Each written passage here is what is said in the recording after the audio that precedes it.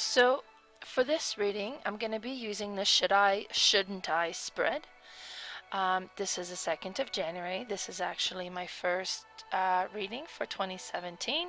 And then the topic or the question that we're doing this on is, should the partners buy the shares in a business where a partner is looking to sell her shares or his shares?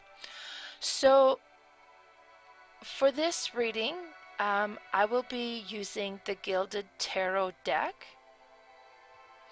And as I mentioned, I'm going to be using the should I, shouldn't I spread.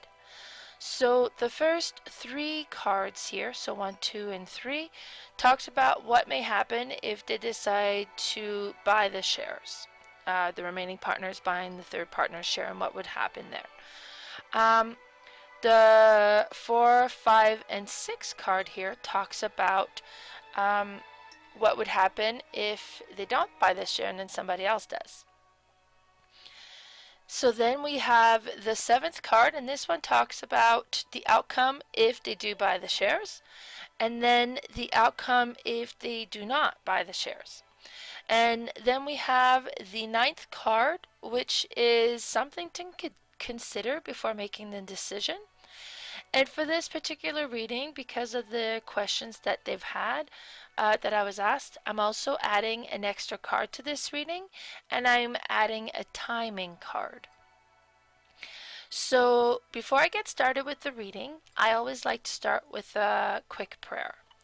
So I ask upon my I ask upon my angels, my guides, and my spiritual team to be in contact and communication with the Querent's angels, guides, and spiritual teams. I also call upon Archangel Michael to please surround this reading in white light for protection. So the first card that we have for this one here, and this, remember, this is kind of what will happen if the partners decide to go ahead and buy the shares of the third partner, and we get the 5 of Pentacles. So the 5 of Pentacles a lot of time talks about kind of financial hardship, poverty. So what this one here is saying is, if they decide to go ahead and do that, it's going to be a financial strain on them. So it seems like they're not really in a very comfortable position to just go ahead and do that, or for the business anyways. So it'll be a bit of a financial strain on that. The second card that we have is the 7 of Pentacles. So again, another Pentacles, and Pentacles talks about the resources, which I like to see in a business reading. That makes a lot of sense to me. So the 7 of Pentacles talks about kind of some of the things that you have in place to give it time before it produces, right? In this particular case, what it's kind of saying is, if they go ahead and do buy these shares, they're going to have to wait a while before they're going to see a return on that investment. The third card that we have, and for the third card here, we have another pentacle. Like I said, I like to see the pentacles on these ones here. And for this one is, we have the Knight of Pentacles. Now, when I see a royal in the reading, I see this as representing an individual or event, right? So now, we have for royals the page, the knight, the queen, and the king. The knight can represent, so the page would be kind of like the child, or somebody who's got like that immature type of energy, or somebody who's just starting off, right? So when we go to the knight, then it's kind of more like that young adult, either a young adult or somebody who's got that type of energy where they're kind of like quick in action, but maybe not having followed through with planning so much. And it can also be somebody who's kind of like has started and is kind of slowly at it. Queens would be somebody who's mature, and then the king was somebody who's kind of more wiser, right? So in this case here, we have the Knight of Pentacles. So, as I mentioned, the Knight of Pentacles represents either young adults or somebody who's quick on action but didn't kind of fully think the full process out, haven't fully planned it out. And that could be what is happening, right? So if they do go ahead and buy these shares, it might be too quick on action and you haven't planned it out properly. Um, this one here, when we see the Knight of Pentacles, it talks about people who are hardworking, loyal, and dependable. But it is the Knight, so quick on the action. You got to make sure that you plan it out, right? Now, let's have a look at what would happen if they don't buy the shares and somebody else does, right? So the first card that comes up is the Magician in the reverse position. So the Magician is a major arcana, so it tends to be something or a card that we should be paying closer attention to in the reading. The Magician in the reverse position talks about lacking skills or the resources, which kind of makes sense, right? Because we're talking about if they do go ahead, like it's really going to eat up that resources. It's going to be like that with a Five of Pentacles there. It might be too much of a strain. So if they don't do it, the Five of the Magician reverse kind of talks that, maybe they're not doing it because there is a lack of resources for them to do it. Talks about, like illusion, intentions without action, maybe trickery. So be careful, I guess, as to who you bring in, right? Because if you do not buy these shares, then that means somebody else is entering into this business. You want to be really careful as to who is doing this. But yeah, make sure they have the resources, because it looks like for the remaining partners, it might be a bit of a strain here. But yeah, so, and then I like that this is a major arcana, so it's kind of saying just don't let the first offer in, like kind of be selective as to who you allow in into this thing. So be careful of that, right? The illusion, trickery. The next card that we have, so if somebody else buys the thing, is we have the Queen of Wands. So I see Wands as kind of like a series of events, kind of action, like changes happening and that sort of stuff. Or not changes happening, but like steps happening, right? So now with the Queen of Wands, again, we have the Royal, and in this case it's the Queen. So I see the Queen as somebody who's a little bit more kind of middle age, I guess, or it could be somebody who's just have a more mature personality about them, or somebody who's kind of been at it for a while, right? Now, the Queen of Wands is kind of seen as someone who's creative, independent, confident, and passionate. So I'm kind of seeing this as like, you're going to have to be careful as who to allow in. You're looking for someone who's got a level of maturity, is passionate about, like the business and that sort of stuff. Who's going to be creative. But someone who's also independent, right? So that's kind of who would be kind of looking at buying these shares. Now the next card that we have for if somebody else buys a share is we have the Six of Wands in the reverse position. So again, the Wands talks to me kind of more about like the actions and the events. But this is in the reverse situation. So it talks about difficulty in leadership, corruption, arrogance, lack of recognition. So you're going to have to be careful as who you select. You're looking for somebody who's got the passion, the creativity, somebody a little bit more mature. But I mean, like, it's bringing a whole new element into the business, right? There's going to be a little bit of conflict there. There's going to be some difficulty in kind of merging this new person into the existing system, right? So that's kind of bringing that up. Like, it's not going to be completely easy, smooth transition, because there is a new element being added to a business if somebody else does end up buying the stocks. So definitely something to consider. So now we're going to look at card number 7, and card number 7 was the outcome if the partners do decide to go and buy the shares. So for this one here, we have the Five of Cups.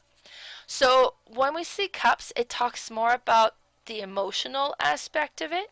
The Five of Cups talks about sadness, mourning, disappointment, regret, suffering, and emotional adjustment. So if the remaining partners do decide to go ahead and buy the shares of the third partner who wants out, we've seen in there that financially, and this is all kind of like on the financial side of it there, it's going to be a strain on them, and it's going to take a while before they see a return of that decision, right? Um, there's going to be regrets there. They're going to regret having that move. Emotionally, they're going to feel like unsure of whether they did the right thing, just because it's going to be a bit of a hurdle. And it's going to create that emotional strain on it, right? So that's kind of the outcome that we have for that one. Now we're going to look at the outcome if they do go ahead and sell the shares to an outside person, somebody new coming in, right? So the card that we got for this one here is the Queen of Swords. So again, another royal. With the sword, I see swords that has more to do with the ideals, the mindsets, and the thoughts. And then again, a royal, so we're looking at a queen, somebody who's a little bit more mature. Now, just because it says queen doesn't mean it's going to be a female, but somebody who's a little bit more mature, kind of a little bit kind of put together when it comes to that particular aspect, right? So for this one is we have intelligence, truthful, clear communication, self-aware, independent, teacher, and writer. So I kind of see that if you're going to go ahead and sell these shares to another individual, you're going to have to be very careful, make sure that you select the right individual. You're looking for somebody who's mature, passionate about this. There is going to be some difficulties in bringing in that new element, right? There's going to be a little bit of leadership conflict there. But in the long term, the outcome of doing this is you do end up with someone who's going to be an asset to the business. These are all great traits that we have for the Queen of Swords, with intelligence, the truthful, clear communication. So it's something that will work out in the end. But I'm saying it's not going to be smooth sailing, and you have to make sure you select the right person. Now, the ninth card is something that you really should consider before making a decision one way or another. And for this card is we have the Six of Swords. So Six of Swords talks about transition, mental healing, retreat, support, moving, or could be travel over water. So what this is saying is either way that you go, whether you're doing your guys are buying, or like the partners are buying the shares, or somebody new is kind of coming into the business buying the shares, it's going to be a time of transition. There's going to need to be some like mental healings, like make sure that you take time away kind of from not kind of over consume or overwhelm yourself with this situation, because it may become a little bit overwhelming. So it's something where you're gonna have to kind of really think this out. This says the sword, and like I say, the sword talks about more like the idea, the minds, the mindset, the concepts, right? This is not an emotional decision. This is something that you're gonna need to plan out and think out and kind of see the pros and the cons and that sort of stuff. It's going to be a logical decision. And it's going to be something that's going to be a transition, so prepare yourself for that mentally, and allow this change and transformation to happen, right? Now, the last card is a card that I pulled out, and this that I've added to this spread that's not normally part of it, and I've added a timing card as to when would be the best time to sell the shares, or when the shares will actually be sold. And I'm following kind of a setup that I've kind of come across, and I'll definitely share that on the blog. If you want to see more about it, you can visit divinesolutions.blogspot.ca on the how the timing cards work. And for this one anyways, we've got the Eight of Swords. Now, because this is a timing card, I'm not reading this card in its original meaning. I'm looking at what it means with this particular one. Now, wands normally means one thing. Cups means another thing. Sword normally means starting now.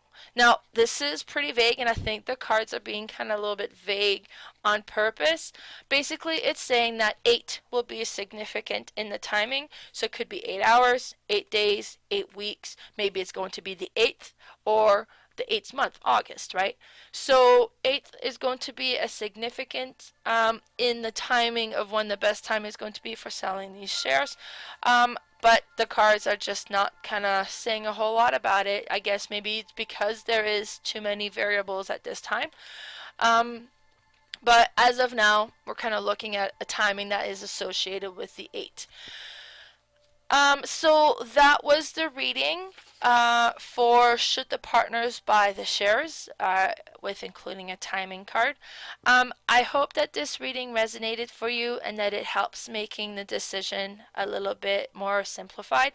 As I mentioned, I will be posting more information about this reading on the divinesolution.blogspot.ca if you want to see how I work the timing aspect of it. But yeah, have a blessed day.